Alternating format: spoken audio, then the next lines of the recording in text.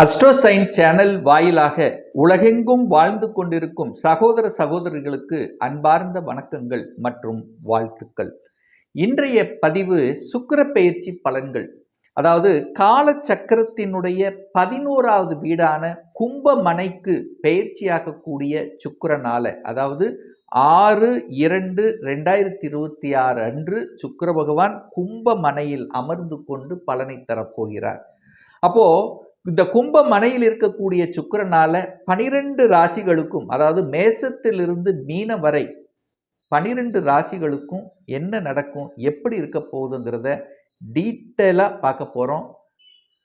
மறக்காம இந்த பதிவை முழுசாக பாருங்க. ஏதாவது ஒரு ரூபத்தில் நிச்சயமாக உங்களுக்கு யூஸ்ஃபுல்லாக இருக்கும் அப்படிங்கிறதுல மாற்று கருத்து கிடையாது. நம்ம சேனலை நீங்கள் ஃபர்ஸ்ட் டைம் பார்ப்பவர்கள் என்றால் மறக்காம சப்ஸ்கிரைப் பண்ணிக்கிங்க.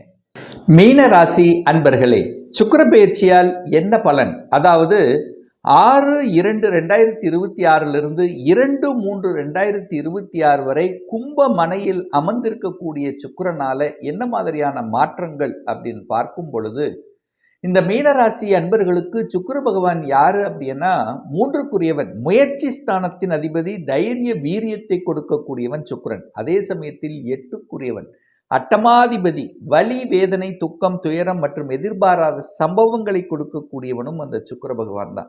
அந்த சுக்கிர பகவான் இந்த மீன ராசிக்கு, உங்க ராசிக்கு 12ஆம் இடம் என்று சொல்லக்கூடிய விரயஸ்தானத்தில் வந்து அமரப் போகிறார். அப்போ விரயத்தில் அமரக்கூடிய சுக்கிரனால எப்படி இருக்க போகுது? உங்க ராசிநாதனுடைய பார்வை பெற்றிருக்கிறது ஒரு நல்ல விஷயம். அதே சமயத்தில் பார்த்தீங்கன்னா 8க்குரியவன் 12ல போய் மறைகிறார். கெட்டவன் கெட்டிடில் கிட்டிடும் ராஜயோகம் என்கின்ற அமைப்புக்கு ஏற்ப, ஏன்னா உங்களுக்கு இந்த மீனத்துக்கு ஆகாத ஒரு கிரகம் அப்படின்னா சுக்கிரன் தான் சொல்லுவேன். அந்த சுக்கிரன் ஆகாதவன் போய் விரயத்தில் அமர்ந்துட்டான் அப்படி எங்கும் போது விபரீத ராஜயோகம் கிடைக்க பெறுகிறதுன்னு அர்த்தம். அப்போ உங்களுக்கு வழிகளின் மூலமாக திடீர் அதிர்ஷ்டம் கிடைப்பதற்கான வாய்ப்புகள் சந்தர்ப்பங்கள் அதிகமாக இருக்கிறது. இந்த காலகட்டம் கிடைக்காது கிடைக்காது என்று நினைத்து கொண்டிருந்த சில விஷயங்கள் திடீரென்று கிடைத்து அதன் மூலமாக மனமகிழ்ச்சி சந்தோஷம் அடையக்கூடிய நிகழ்வை இந்த மீனராசி என்பவர்கள் எதிர்பார்க்கலாம்.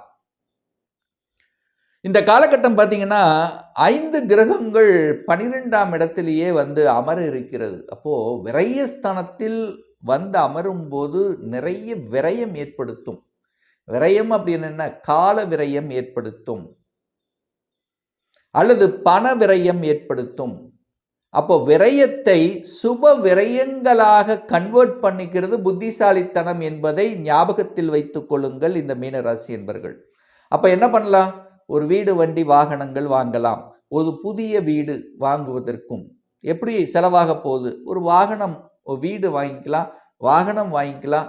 ஸோ இந்த மாதிரி அசையும் அசையா சொத்துக்கள் வாங்குவதற்கு இது உகந்த காலகட்டமாக அமையும்.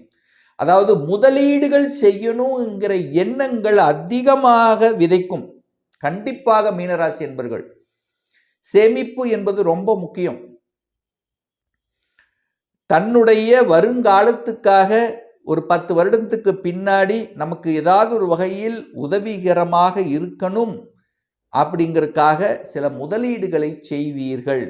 அது செய்வதற்குண்டான எண்ணங்களையும் அந்த செயல்திறனையும் உங்களுக்கு கண்டிப்பாக தூண்டும். அதில் மாற்று கருத்து என்பது இல்லை.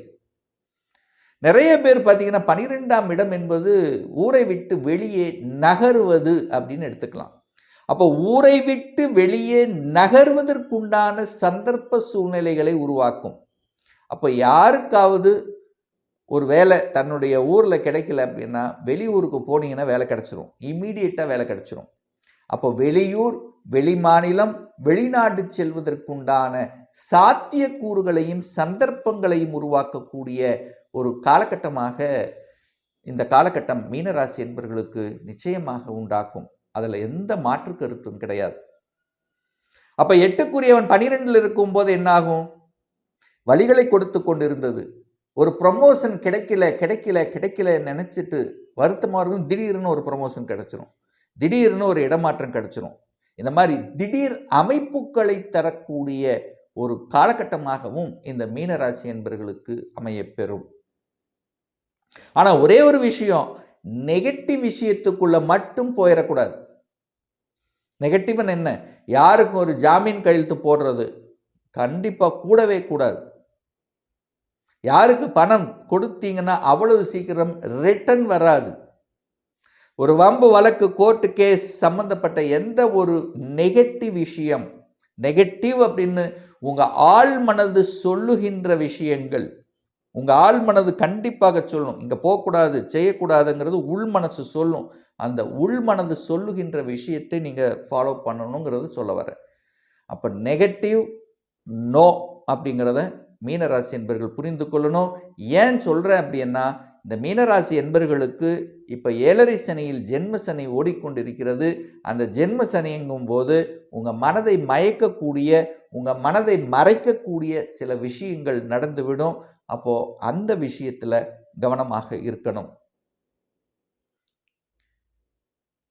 சுக்கிர பகவான் பார்த்தீங்கன்னா 6/2/2026 10/2/2026 வரை சுக்கிர பகவான் அவிட்ட நட்சத்திரத்தை டிராவல் பண்ணுறார். அந்த அவிட்டம் என்பது 2ஆம் அதிபதி, அதாவது செவ்வாய் அண்டு பாக்யாதிபதி.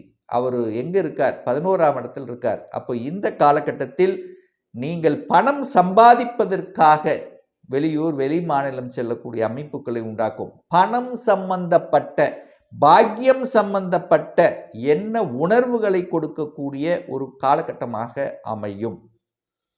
இந்த காலகட்டத்தில் தான் நீங்கள் கோபம் வரும், ஆக்ரோஷம் வரும், டக்குன்னு முடிவெடுப்பீங்க.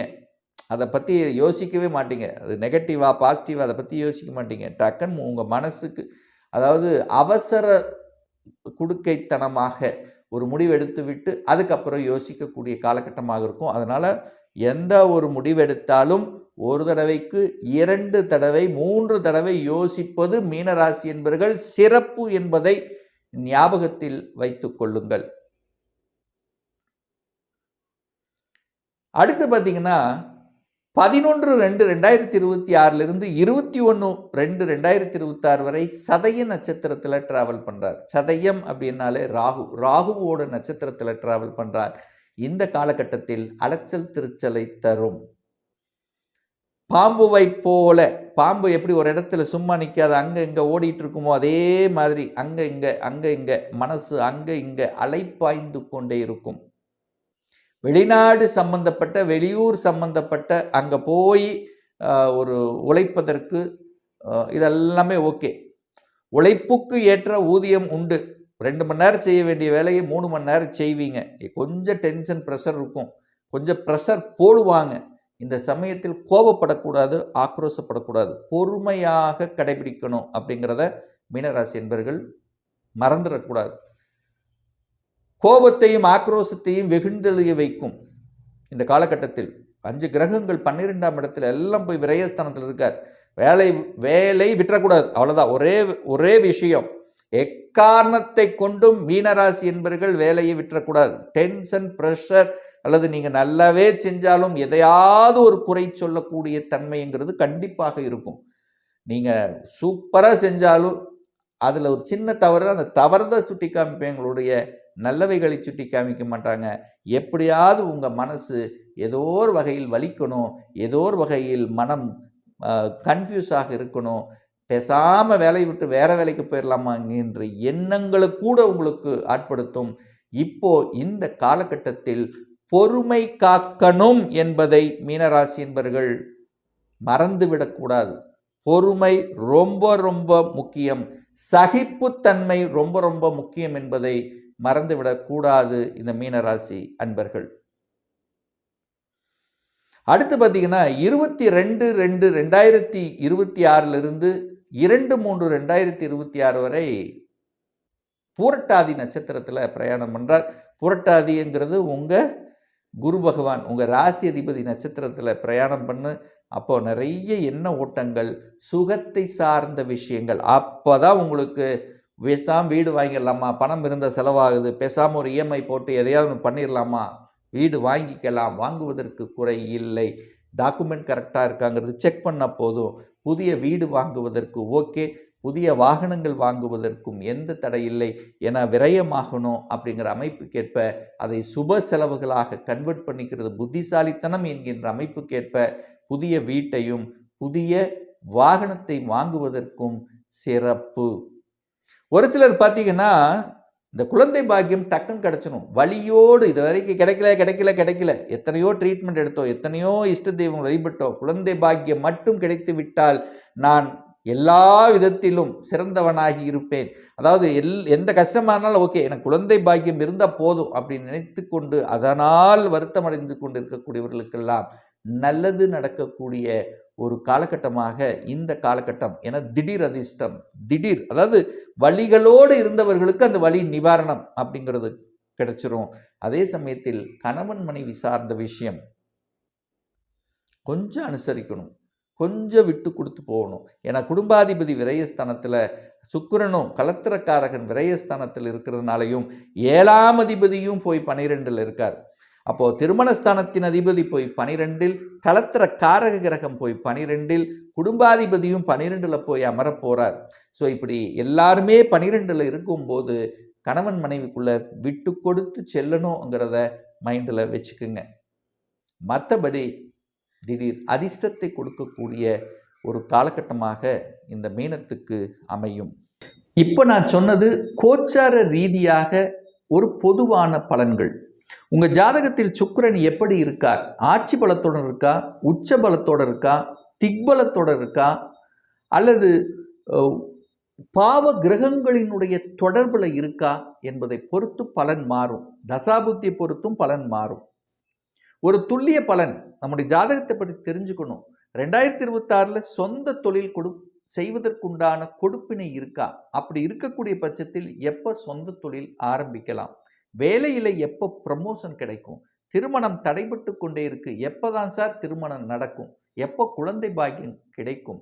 எப்போ வீடு கட்டுவேன்? எந்த கோர்ஸ் எடுத்து படித்தா நம்முடைய ஃபியூச்சர் நன்றாக இருக்கும்?